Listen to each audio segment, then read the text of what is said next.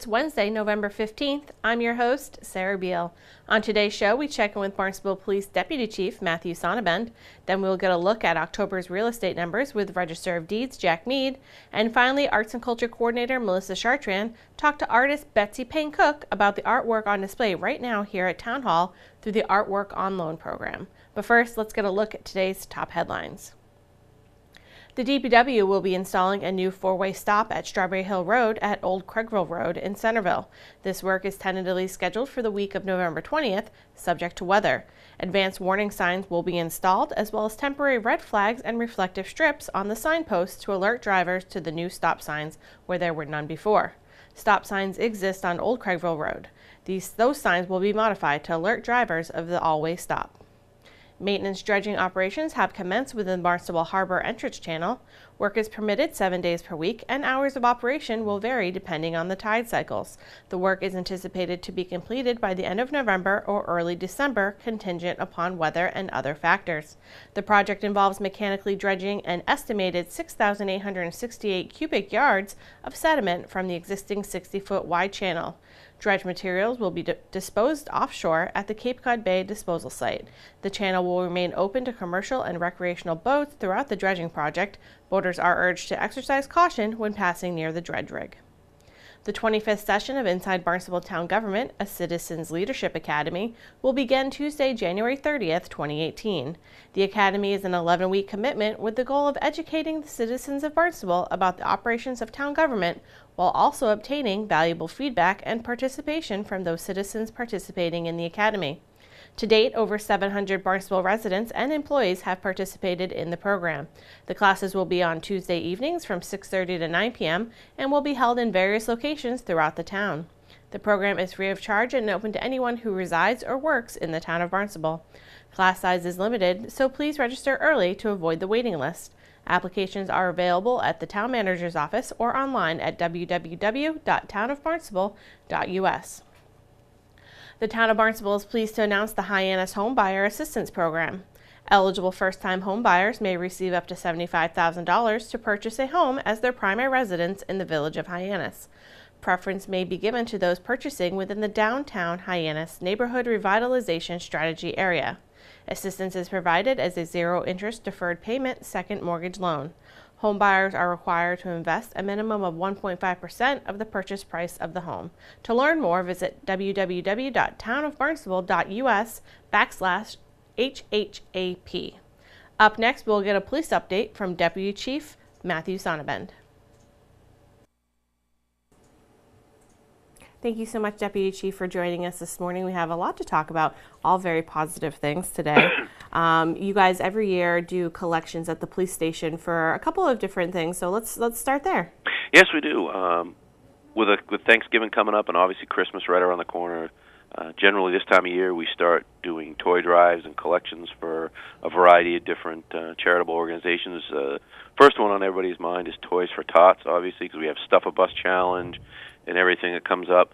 And another one we also do is one for the Baby Center in Hyannis, which is for younger kids. You're talking like kids under the age of 1 generally.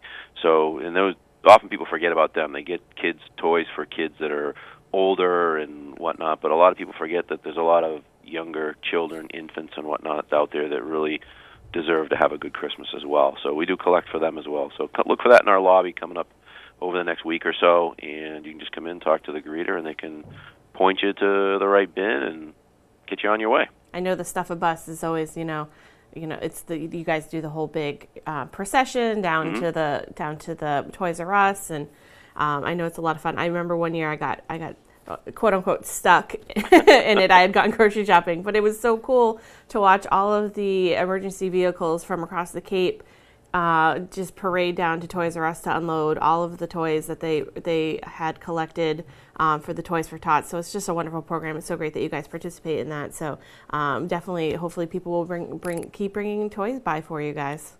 I hope so. It's a great community event, and if you really don't have an opportunity to give any other time of year, this is the time of year to do it. Wonderful. It's really good for the kids. You guys are also still selling T-shirts for the Davenport Mugar Cancer Center. and you guys are selling those right at the station. Absolutely, we are. We've teamed up with Cape Cod Healthcare and specifically the Davenport Mugar Cancer Center. What we're doing is we've created some T-shirts, long sleeve and short sleeve. We also have some baseball hats if you're not a shirt person. Basically, the shirt or hat has our patch on it, but the patch is colored pink, and it has the words "Beat Cancer." And what we're trying to do is sell enough of these shirts and hats to raise funds for a nice donation to the Davenport Mugar Center, because quite honestly, cancer is a terrible disease. I really can't think of anybody whose family or loved ones or friends haven't been affected by it. Everyone's touched by this in some way, and we all struggle. We all know the struggle of our friends that have gone through it with the bills and everything else they got to do. But there's also people out there, just like kids at Christmas who don't have enough. You have people out there. Cancer's no discriminator. Rich and poor get it, and when you have less than adequate financial means, it can really ruin a lot of things for you. It can be a terrible thing to deal with.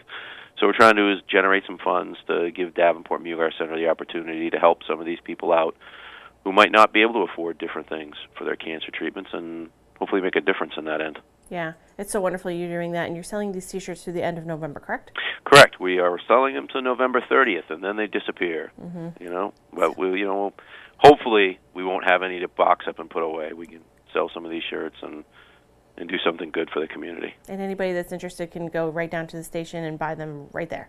Absolutely. Just come right into the front lobby of the police station Monday through Friday from 8 to 4, and come in and talk to the greeter there. They can point you in the right direction, or if you really need to, you can get on our Facebook page, and it's on our Facebook. You can send a message through Facebook and request a shirt size or whatever we put aside for you, and if you leave a phone number or something, we can get in touch with you, let you know when it's here, and you can come in and pick it up. Wonderful.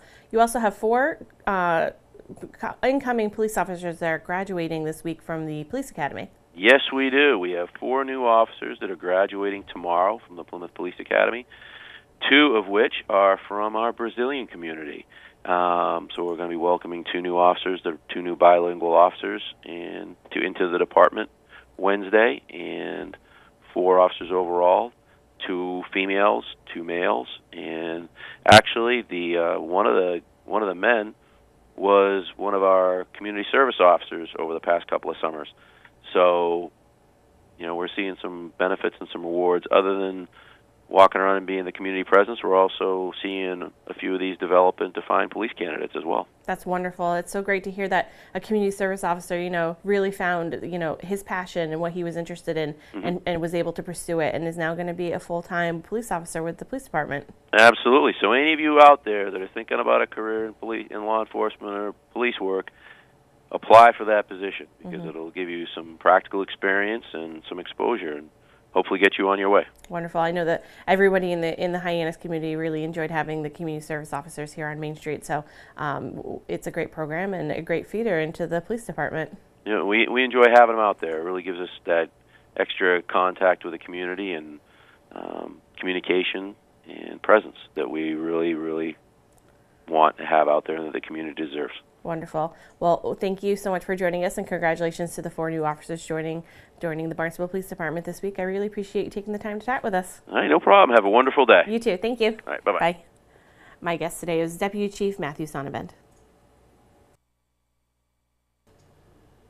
Coming up, we'll hear from artist Betsy Payne Cook, but first, let's get a look at October's real estate numbers with Barnstable County Register of Deeds, Jack Mead.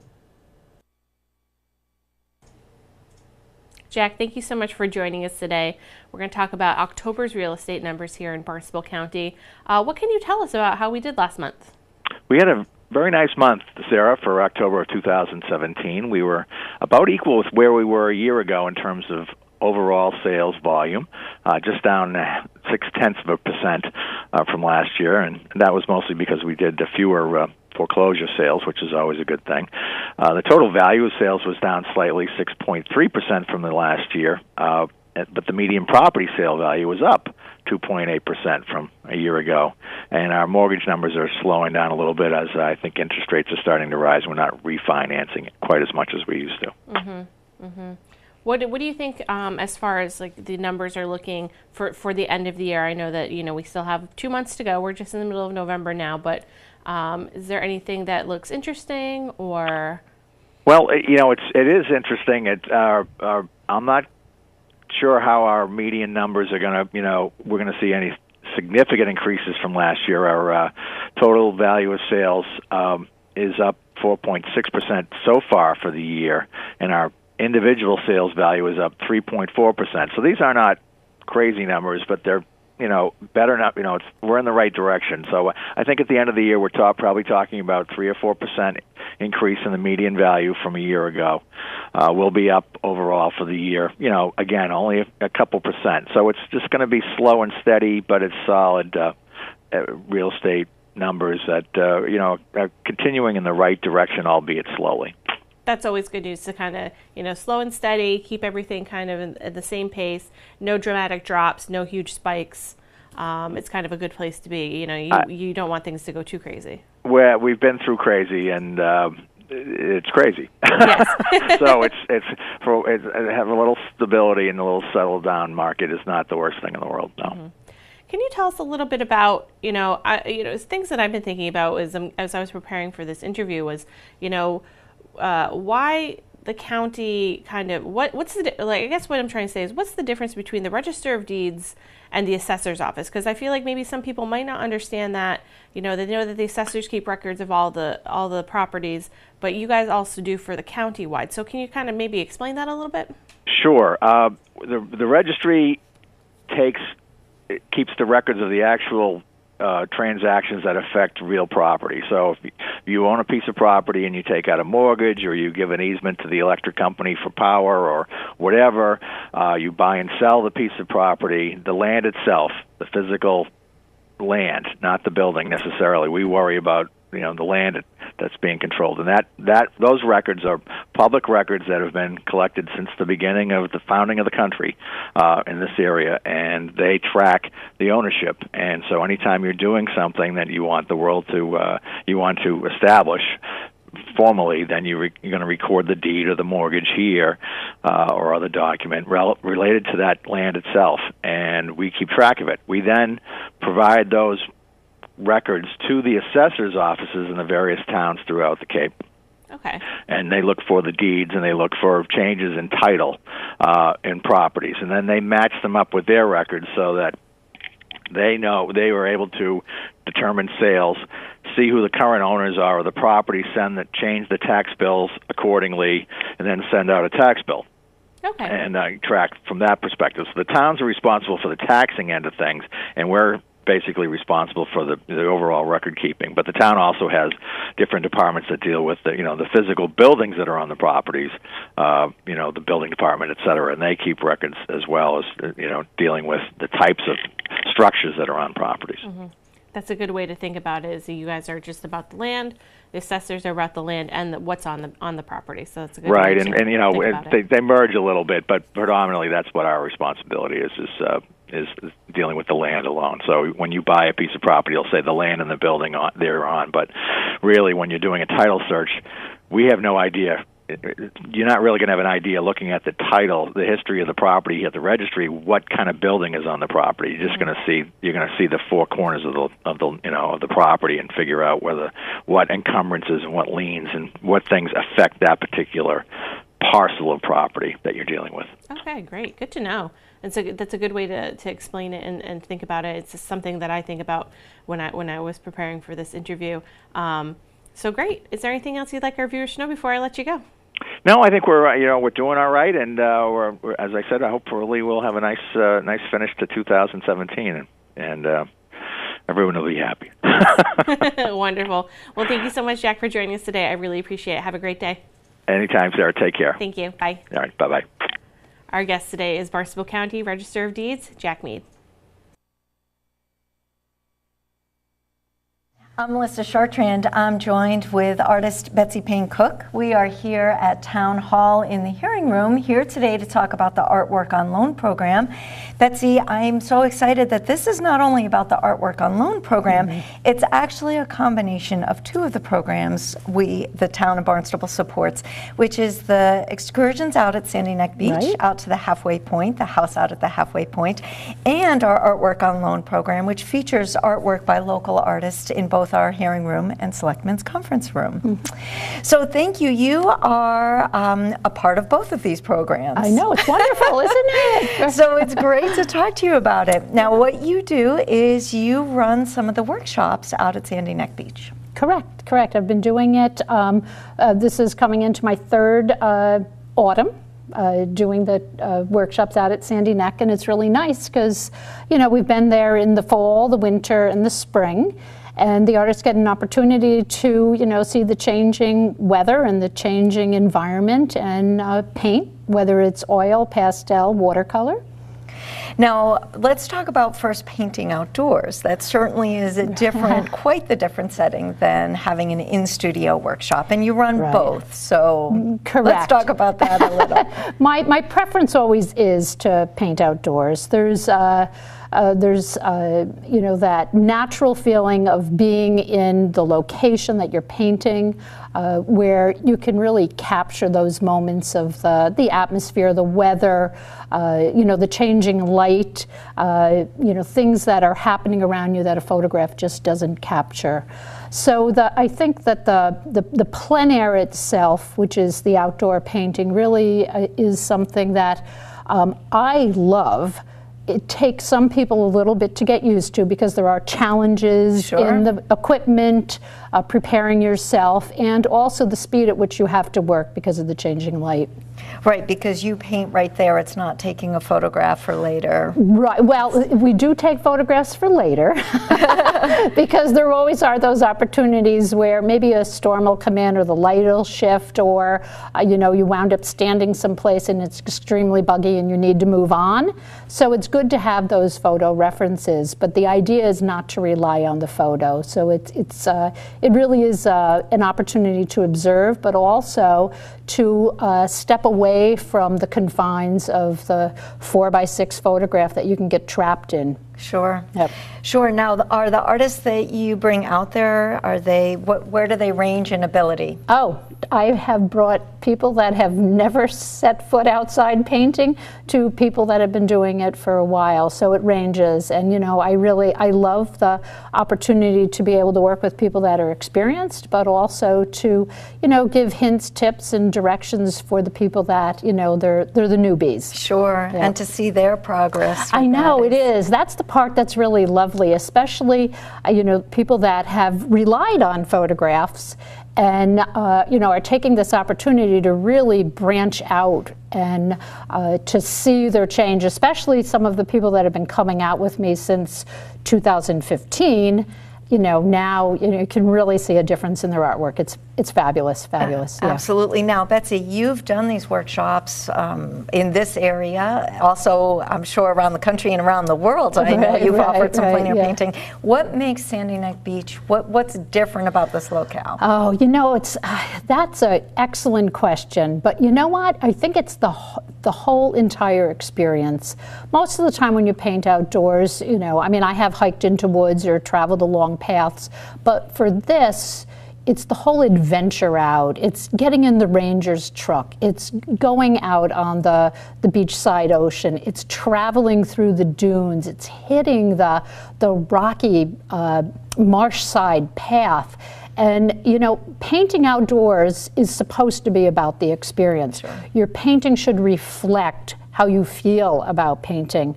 And I think when you can really immerse yourself in the atmosphere, you know, that's what's special about Sandy Neck. You get out there. You know, it's not just, you know, opening your car door and shutting it. You've got this adventure out, you're out there, and it's the expanse of the marsh, it's the height of the dunes, it's the sky, it's seeing the storm that's off in the distance that never actually gets to you.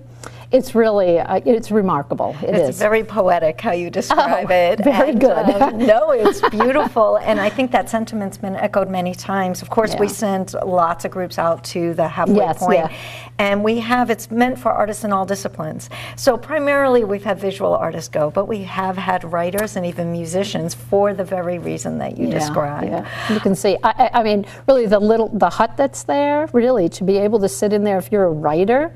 And I mean, I'm not a writer, but I can imagine that you're just bombarded with, you know, thoughts that just float through your head of, you know, what can just come out of that. It's beautiful and magical. And combined with that, now let's talk about the exhibit that's here through the end of November. You took a group, put a call out to many of the artists who have participated in your workshop. Let's talk about this group because some of them have never before, as you say, either painted or hung their work. So this is a very exciting exhibit. It is. You know, and I think it's that moment when an artist feels really comfortable about sharing their artwork in public also.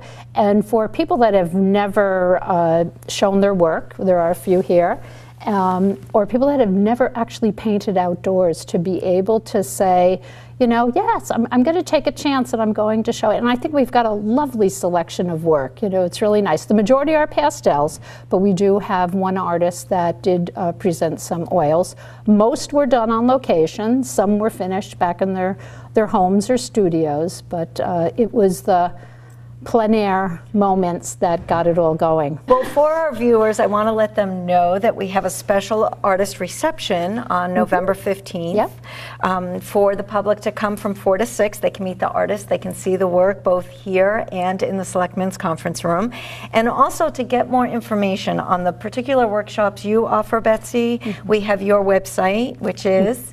It's very easy. It's my name, BetsyPayneCook.com. Wonderful. And of course at artsbarnstable.com you can get all the information on our Sandy Neck Beach Artist Excursion Program, the Artwork on Loan Program, and links to be able to find Betsy for the various programs you offer. Very good. Thanks so much for your time today. Thank you, Melissa. Thank you very much. For Betsy Payne Cook, I'm Melissa Chartrand, wishing you an artful day. Just a reminder that the artist reception is taking place tonight in the Town Hall hearing room from 4:30 to 6 p.m. Please feel free to come down, meet the artist, and learn more about these wonderful programs. Now let's take a look at our community calendar. Are you looking to take in some theater this weekend? We have 2 shows that might be just what you're looking for. The Pirates of Penzance is playing this weekend at the Barnstable Comedy Club, located in Barnstable Village. The Pirates of Penzance spins a hilarious farce of sentimental pirates, bumbling policemen, dim-witted young lovers, dewy-eyed daughters, and an eccentric major general, all morally bound to the often dictates of honor and duty. Tickets are $25 general admission, $22 for senior 65 plus and students. Show dates are November 17th and 18th at 7:30 p.m. and November 19th at 2:30 p.m. For more information, you can visit www.barnstablecomedyclub.org. The Barnstable High School Drama Club brings the Disney Channel's smash hit movie High School Musical to life on the Barnstable High School Performing Arts stage. Troy, Gabriella, and the students at East High must deal with issues of first love, friends, and family while balancing their classes and extracurricular activities. Performances begin this weekend with shows at 7 p.m. on November 17th, 18th, 24th, and 25th, and at 2 p.m. on the 19th and 25th. Please visit www.bhsdc.com for more information. Now let's take a look at this week's board, committee, and commission schedule.